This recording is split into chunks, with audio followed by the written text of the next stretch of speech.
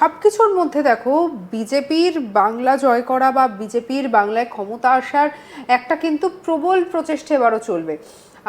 ভবানীপুর থেকে কে দাঁড়াবে এটাও কিন্তু বর্তমানে একটা বড় প্রশ্ন। শুভেন্দু অধিকারীকে বিভিন্ন সময় বলতে শোনা যাচ্ছে যে নন্দীগ্রামে হারিয়েছি, ভবানীপুরেও হারাবো। তাহলে এবারে যে কোন জায়গায় প্রার্থী কে হবে, এই স্ট্র্যাটেজিটা বিজেপি ঠিক কিভাবে সাজাচ্ছে একটু জানতে চাইবো। একেবারেই আমরা দেখলাম যে রাজ্যেতেও বিজেপির কেন্দ্রীয় নেতৃত্ব তারা দফায় দফায় বৈঠক করলেন এবং আমরা যেটা জানতে পারছি একটা বিধানসভার পিছু 3টি করে নাম তারা তালিকা তৈরি করেছে এবং দিল্লি থেকে নমসহ বেশ কয়েকটি মানে অন্তত 4 থেকে 5টি এজেন্সি তারা পাঠায়। বিভিন্ন সমীক্ষক সংস্থা, বেসরকারি সংস্থা তারা আসে, তারা সার্ভে করে এবং আমরা জানি যে আরএসএসের তরফ থেকেও দিল্লিতে একটি সমন্বয় বৈঠক হয়েছে এবং আরএসএসের নিজস্ব পছন্দের নাম সেগুলো দেয়া হয়েছে। এবং তুমি যেটা প্রশ্ন করলে, এদিকে গোটা রাজ্যের মানুষ তাকিয়ে আছে যে এবার 2026-এর বিধানসভা নির্বাচনে ভবানীপুরে বিজেপির প্রার্থীকে। দেখো ইতিমধ্যেই কেন্দ্রীয় নেতৃত্ব বিজেপির এটা কিন্তু নজর করেছে এবং শুভেন্দু অধিকারীকে একটা প্রস্তাব দেওয়া হয়েছে যে আপনি নন্দীগ্রামে ভোটে দাঁড়ান, তার সঙ্গে ভবানীপুরেও দাঁড়ান। সেখান থেকে দেখো মমতা বন্দ্যোপাধ্যায় দ্বিতীয়বার নন্দীগ্রাম থেকে লড়ার সাহস কতটা করবেন এটা কিন্তু একটা বড় প্রশ্ন। তো সেই জায়গা থেকে ধরে নেওয়া যায় যে যে মমতা বন্দ্যোপাধ্যায় হয়তো নাও দাঁড়াতে পারেন, মমতা বন্দ্যোপাধ্যায় হয়তো ভবানীপুর থেকেই হয়তো তিনি হয়তো লড়াই করবেন। বারবার কিন্তু দেখা যাচ্ছে যেটা যে শুভেন্দু অধিকারী বিভিন্ন সময় চ্যালেঞ্জ ছুড়ে দিচ্ছেন, শুভেন্দু অধিকারী নানা ধরনের কথা বলছেন যে কে তার অপোজিটে দাঁড়াবে বা মমতা বন্দ্যোপাধ্যায়কে তিনি আবার হারাবেন। তো সেখান থেকে ভবানীপুর থেকে শুভেন্দু অধিকারী দাঁড়াতে পারে এমন কিন্তু একটা আশঙ্কাও থেকে যাচ্ছে। একেবারেই তাই। দেখো মুখ্যমন্ত্রী মমতা বন্দ্যোপাধ্যায় যে লেভেলের প্রার্থী, মানে বলা যেতে পারে হেভিওয়েট বলা হলেও কম বলা হবে। মানে তৃণমূল কংগ্রেসের শুধু মুখ না, 294টি বিধানসভা কেন্দ্রে তার স্টেচারে মানে তার লেভেলের একজন অপোজিশন কোনো রাজনৈতিক দল, সেটা বিজেপি বা সিপিএম বা কংগ্রেস, তাদের কাছে একটা বড় চ্যালেঞ্জ থাকে যে মমতা বন্দ্যোপাধ্যায়ের পাল্টা কাকে দাঁড় করাবে। দেখো রুদ্রনীল ঘোষ 2021-এ কিন্তু লড়াই করেছিল, তার আগে একবার প্রিয়াঙ্কা টিবরিওয়াল তিনিও লড়াই করেছিল একটা বাই ইলেকশানে। তো সেক্ষেত্রে এখন দেখার বিষয় এই ভবানীপুরে আসনে। দেখো বিজেপির কেন্দ্রীয় নেতৃত্ব একটা বিষয় শুভেন্দু অধিকারীকে বলেছে যে এই হেভিওয়েট প্রার্থীকে কিন্তু এই শুভেন্দু অধিকারী একজন ব্যক্তি যিনি কিন্তু নন্দীগ্রামে তাকে হারিয়েছিলেন।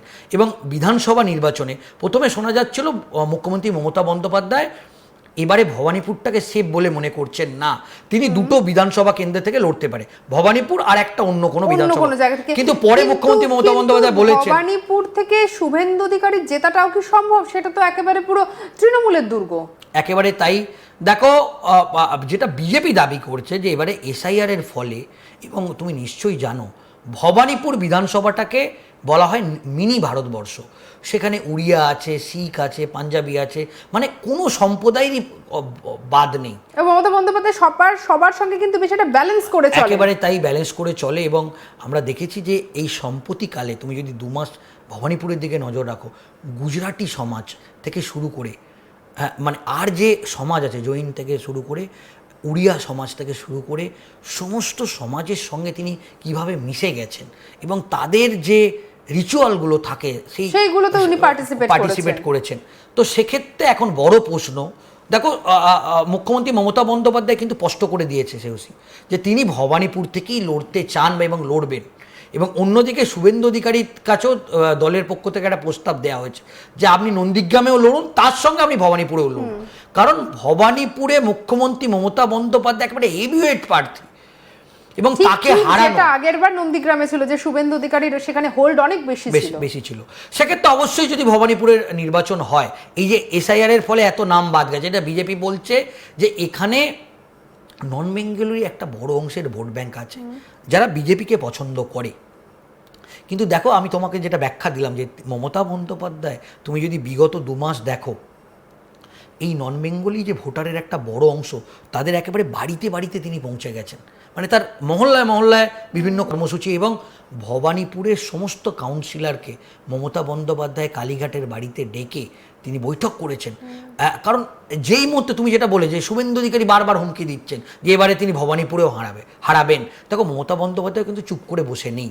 মমতা বন্দ্যোপাধ্যায় যে পলিটিক্যাল স্ট্র্যাটেজি তৈরি করে, এবং তোমার আর একটা খুব গুরুত্বপূর্ণ প্রশ্ন, এটা যেরকম মুখ্যমন্ত্রী মমতা বন্দ্যোপাধ্যায় শুভেন্দু অধিকারীকে একটা চ্যালেঞ্জ নিয়েছিলেন, ওটা নন্দীগ্রামটা ওটা কিন্তু শুভেন্দু অধিকারী গড় ছিল এবং ওটা পূর্ব মেদিনীপুর, ওটা শুভেন্দু অধিকারীর দুর্গ, শিশির এবং অধিকারীর দুর্গ। সেই চ্যালেঞ্জটা কিন্তু নিয়েছিলেন মমতা বন্দ্যোপাধ্যায় এবং তিনি রিস্ক নিয়েছিলেন। অবশ্যই তিনি রিস্ক নিয়েছিলেন, এবং দেখো শেষ মুহূর্তে সেম রিস্কটা কি শুভেন্দু নেমে ভবানীপুরে, এই প্রশ্নটা কিন্তু অবশ্যই প্রশ্নটা থেকে যাচ্ছে। এবং পার্টির তরফ থেকে অলরেডি শুভেন্দু অধিকারীকে প্রস্তাব দিয়েছে, যদিও আমরা সূত্র মারফত জানি তিনি প্রাথমিকভাবে বিজেপির কেন্দ্রীয় নেতৃত্বকে জানিয়েছে যে তিনি নন্দীগ্রাম থেকেই লড়তে চায়, কারণ যদি তাকে দুটো কেন্দ্রে দাঁড় করানো হয়, কারণ তিনি এটা তার কেন্দ্রীয় নেতৃত্বকে বুঝিয়েছেন যে 294টি বিধানসভা কেন্দ্রের মধ্যে তিনি স্টার ক্যাম্পেনার, তাকে 294টি বিধানসভা কেন্দ্রে মমতা বন্দ্যোপাধ্যায়ের বিরুদ্ধে দাঁড়ানোর জন্য শুভেন্দু ছাড়া আর তাহলে কার নাম উঠে আসতে পারে? একদম আমাদের সময় খুব শেষ, একদম অল্প করে জানতে চাইবো। দেখো অলরেডি বিজেপির কেন্দ্রীয় নেতৃত্ব তারা কিন্তু 4-5টি আরও নাম, দেখো রুদ্রনীল ঘোষকে 2021-এ ক্যান্ডিডেট হয়েছিলেন, তো সেখানে রুদ্রনীল ঘোষকে না দেওয়ার সম্ভাবনা বেশি, টিবরেওয়ালকে না দেওয়ার সম্ভাবনা বেশি, তাহলে কে থাকছে? দেখো স্বপন দাশগুপ্ত, স্বরূপ প্রসাদের নাম জোর চর্চা চলছে।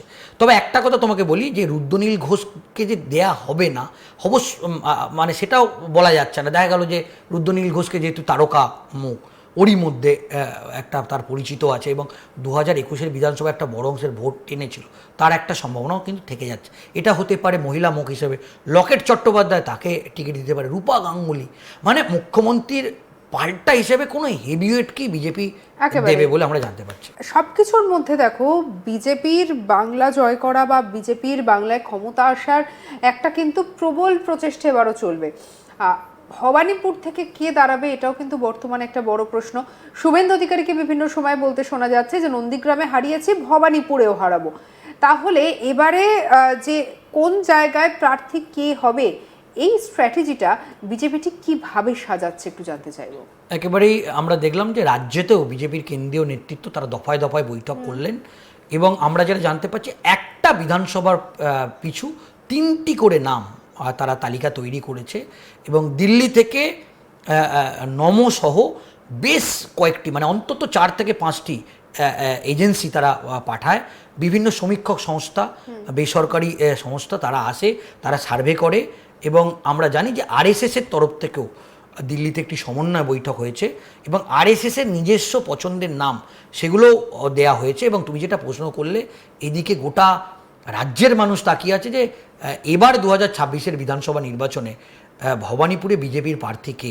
দেখো ইতিমধ্যেই কেন্দ্রীয় নেতৃত্ব বিজেপির এটা কিন্তু নজর করেছে, এবং শুভেন্দু অধিকারীকে একটা প্রস্তাব দেওয়া হয়েছে যে আপনি নন্দীগ্রামে ভোটে দাঁড়ান, তার সঙ্গে ভবানীপুরেও দাঁড়ান। সেখান থেকে দেখো মমতা বন্দ্যোপাধ্যায় দ্বিতীয়বার নন্দীগ্রাম থেকে লড়ার সাহস কতটা করবেন, এটা কিন্তু একটা বড় প্রশ্ন। তো সেই জায়গা থেকে ধরে নেওয়া যায় যে মমতা বন্দ্যোপাধ্যায় হয়তো নাও দাঁড়াতে পারেন, মমতা বন্দ্যোপাধ্যায় হয়তো ভবানীপুর থেকেই তিনি হয়তো লড়াই করবেন।